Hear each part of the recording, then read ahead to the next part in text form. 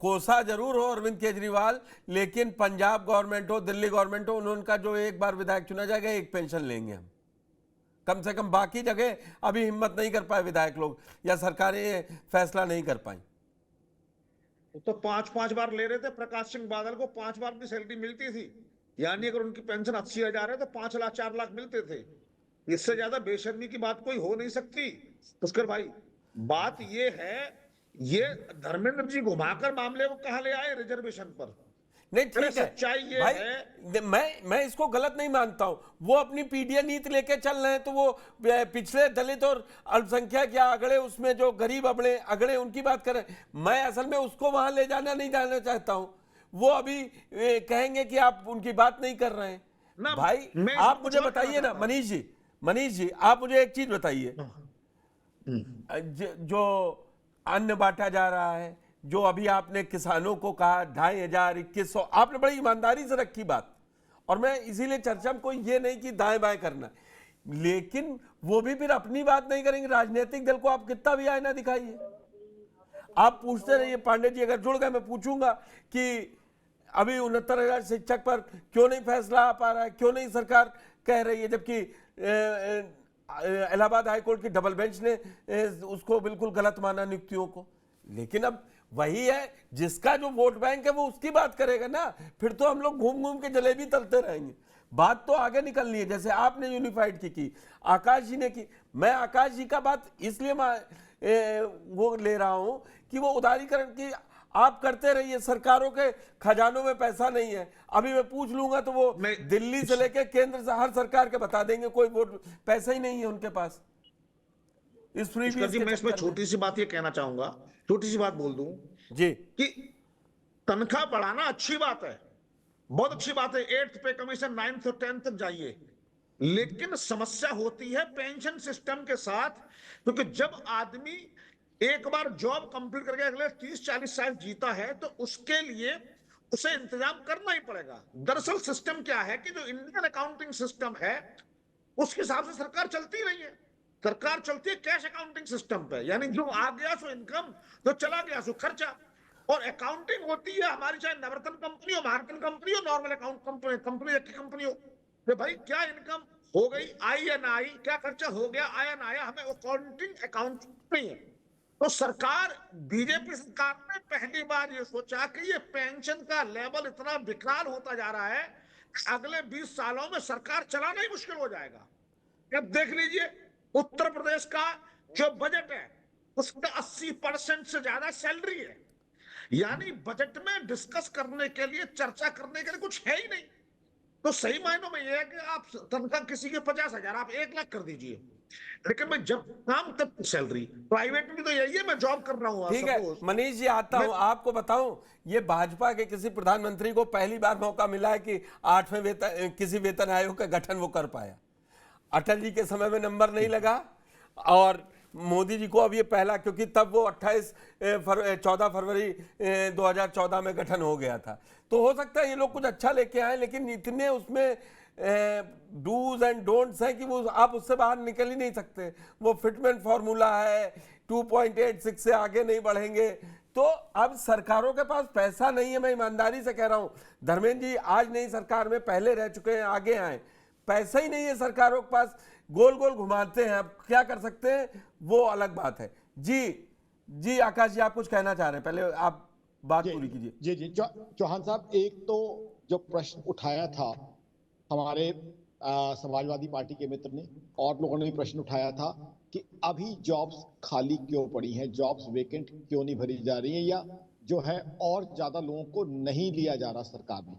अब मैं इसका जवाब देने आना चाहता था, लेकिन उससे पहले ही आपने इसका बेस बना दिया। सीधी बात यही है, बिल्कुल सही आप कह रहे हैं, सारी सरकारें डेफिसिट में है। डेफिसिट दर्शकों को बता दूं, सरकारी घाटा। हर गवर्नमेंट, चाहे आप सेंट्रल गवर्नमेंट ले लीजिए, चाहे स्टेट गवर्नमेंट ले लीजिए, आपको मैं डेटा दे सकता हूं, डेटा ऐसा है, डराने वाला है। तो और अगर सरकारी नौकरियां अगर रखते जाएंगे तो सरकारों के ऊपर बोझ पड़ेगा। मैं ये नहीं कहता एम्प्लॉयमेंट अपॉर्चुनिटीज ना दें, एम्प्लॉयमेंट अपॉर्चुनिटीज दें, बिल्कुल सरकारों की ड्यूटी है एम्प्लॉयमेंट अपॉर्चुनिटीज दें, लेकिन वो तरीका उसका क्या होना चाहिए? तरीका ये होना चाहिए कि प्राइवेट सेक्टर को मोटिवेट किया जाए मैन्युफैक्चरिंग में, और चीजों में आए, और वो चीजें आज की तारीख में हो रही हैं। मोबाइल प्रोडक्शन में, डिफेंस प्रोडक्शन में हम नए रिकॉर्ड बनाते जा रहे हैं। ऑनलाइन ट्रांजैक्शन में सभी दर्शकों को बता दूं, हिंदुस्तान दुनिया में अब नंबर 1 हो गया है। तो अब प्राइवेट सेक्टर को हमें आगे लाना ही पड़ेगा। वो तो Exactly हमारी because of the ताकत, reason हमारी जनसंख्या है, सीधी सी बात जी, ये जी, है।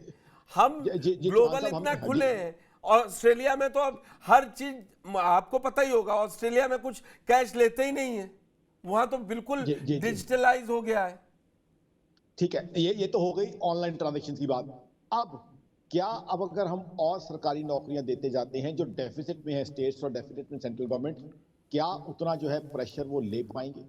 अब अगर प्राइवेट सेक्टर को हम बिजनेस करने देते हैं, वो अपने आप बिजनेस करेगा, रादर जीएसटी और इनकम टैक्स कलेक्ट करके देश को देगा। तो मेरे हिसाब से इसीलिए इसमें खुद जवाब आ रहा है इस चीज का, जो मैंने कहा था कि privatisation is the order of the day. आपने खुद उसका एक बड़ा वाजिब जवाब दे दिया, जो मैं चीज एक्सप्लेन करना चाहता था। ना सिर्फ इतना, आपने तो चौहान साहब अभी बात की है डेफिसिट की, अभी मैं आपको डेट के फिगर्स सुनाऊंगा।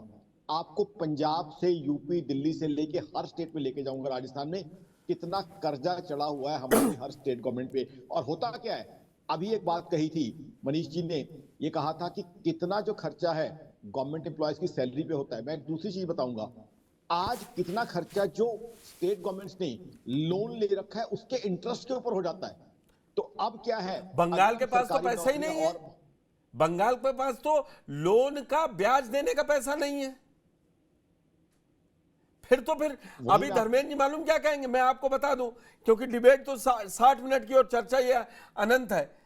वो कहेंगे फिर बड़े बड़े उद्योगपतियों का 16.5 लाख करोड़, 18 लाख करोड़ माफ कर देते हैं आप। फिर ये तो फिर इसीलिए उठाएंगे। उसका जवाब दे दूं मैं। ये जो माफ करने वाली बात है, इसको लेके क्लैरिफिकेशन दे दूं, जनता में इसको लेके काफी भ्रांति है। वो एनपीएस जो हैं, जो नॉन परफॉर्मिंग एसेट्स थे बैंक्स के, वो वेवर नहीं किया गया था, वो राइट ऑफ किए गए थे। तो जनता को बता दूं, राइट ऑफ करना बैंक की बुक्स में और वेवर करना दोनों में फर्क होता है। वेवर का मतलब है कि आपने माफ कर दिया, राइट ऑफ का मतलब है अकाउंटिंग के हिसाब से आपने लॉस बुक कर लिया, लेकिन बैंक अभी भी रिकवरी के लिए काम करेगा। तो एक बहुत बड़ी भ्रांति जनता में अरे है। हाई नहीं ये लगा आकाश जी, ये आप फिर वही बात है, आप बुक में कुछ समझाएंगे, वो दो लोग आपका विरोध, पहले मनीष जी का ले लेता हूं फिर धर्मेंद्र जी के। वो कह देंगे कि जिसके पास पैसा ही नहीं है वो अब क्या ले लीजिएगा, जेल में डाल दीजिए, वो तो चूना लगा गया ना। आकाश जी ने जो बात कही है टेक्निकली उन्होंने करेक्ट कही है। मैं सिर्फ इतनी बात ऐड करना चाह रहा हूं कि उसे राइट ऑफ नहीं कहेंगे, प्रोविजन करना कहेंगे। राइट ऑफ एक अलग प्रक्रिया है, प्रोविजन करना एक अलग प्रक्रिया। इसमें अकाउंटिंग को P&L से चार्ज कर देते हैं लोन को, जिससे कि बुक्स में एज एसेट खड़ा नहीं होगा, लेकिन बुक से हटेगा नहीं। बाकी जो आकाश जी कह रहे हो परफेक्टली राइट है, मैं इतना कह रहा हूं। ठीक है धर्मेंद्र जी आवाज आ रही है आपको आज?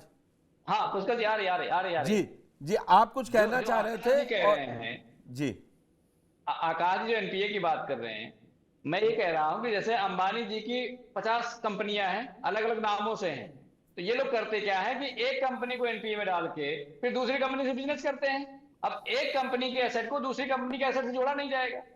तो ये जो अरे ये आप झूठ बोल रहे हैं, ऐसा कुछ भी नहीं हुआ। ऐसा किसी कंपनी में नहीं हुआ। लोग करते हैं, नहीं, ये जो ऐसा कभी नहीं होता। ये देश की जनता अब समझने लगी है। ये मैं बता रहा हूं आपको, आप बिल्कुल बताइए। सरासर गलत फैक्ट ले रहे हैं। एक मिनट मनीष जी आपको ले, ऐसा होता नहीं है कभी। अरे आपको ले आऊंगा, धर्मेंद्र जी की बात तो पूरी होने दीजिए। मैं कोई झगड़ा होने की जरूरत ही नहीं है। अडानी जी के नाम से 50 कंपनियां चलती हैं, एक कंपनी को एनपीए में डाला, दूसरी कंपनी ग्रो करवा ली उस पैसे से। तो ये जो खेल पूंजीपति लोग करते हैं, इसको जनता समझ रही है और हम समझाने की कोशिश भी कर रहे हैं। दूसरी बात, चलो मैं इसको प्राइवेटाइजेशन को एक तरफ रख देता हूं। एमएसएमई देश के इकोनॉमिक रीढ़ है, ये बात आकाश जी भी मानेंगे, मनीष जी भी मानेंगे, बीजेपी प्रवक्ता भी मानेंगे। पिछले 10 वर्षों में 49,000 एमएसएमई बंद हुई हैं, जिसे 3 लाख नौकरियां घटी हैं। तो क्या सरकार एमएसएमई को बंद करने के लिए आमादा हो गई है? और किस आधार, जैसे आपने कहा कि देश पे कर्जा है, प्रदेश सरकारों पर कब्जा है, तो देश तीसरी सबसे बड़ी अर्थव्यवस्था की तरफ कैसे बढ़ रहा है, इसके बारे में मुझे बताइए। तो ये तो भारतीय जनता पार्टी की विरोधाभास है। एक तरफ आपका पैसा नहीं है, आप 172 लाख करोड़ रुपया विदेशी कर्जा लेके बैठे हैं, ब्याज देने का पैसा नहीं है, और आप कह रहे हैं कि हमारी फास्टेस्ट ग्रोइंग इकोनॉमी बन रही है, हम देश की तीसरी नंबर की अर्थव्यवस्था बन जाएंगे, विश्व गुरु बन जाएंगे, विश्व की सबसे बड़ी शक्ति बन जाएंगे। इसका मतलब सारा झूठ बोल रहे हैं।